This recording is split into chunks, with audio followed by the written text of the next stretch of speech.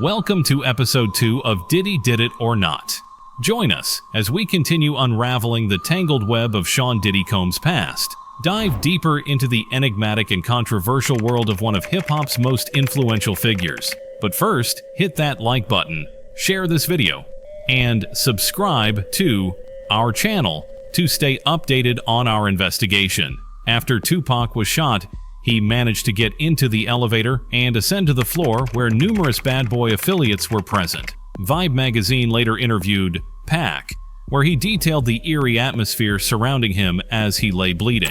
Shot 5 times in jail for a crime I didn't commit, while every other black person, Despite the presence of influential figures like Andre Harrell, Puffy, and Biggie, none approached him. Tupac observed that nobody, including Andre Harrell, who had dined with him days prior, would even meet his gaze.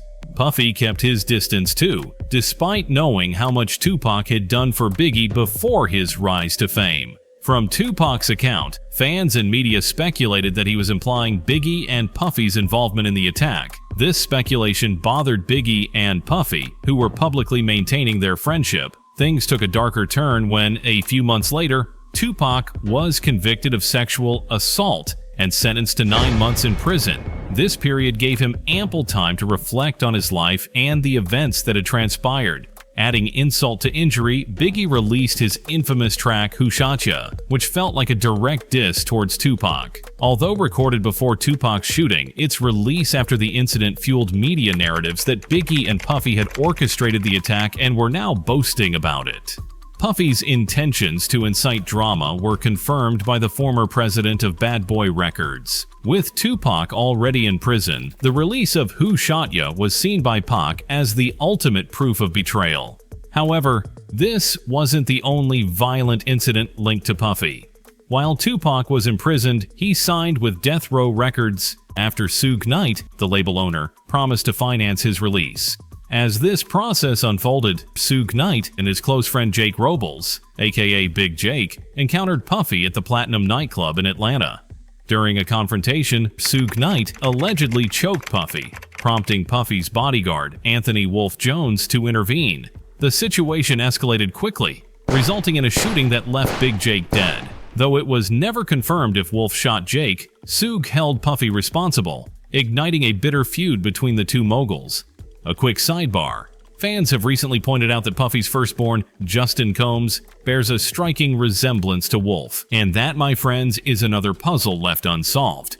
In October 1995, upon his release from prison, Tupac was ready for war. He immediately began taunting and scheming against Bad Boy Records. Just days after his release, he hit the studio to work on his next album, All Eyes on Me, and mentioned Faith Evans, who had been married to Biggie for over a year. Rumors swirled that Faith, seeking revenge on Biggie for cheating, had an affair with Tupac.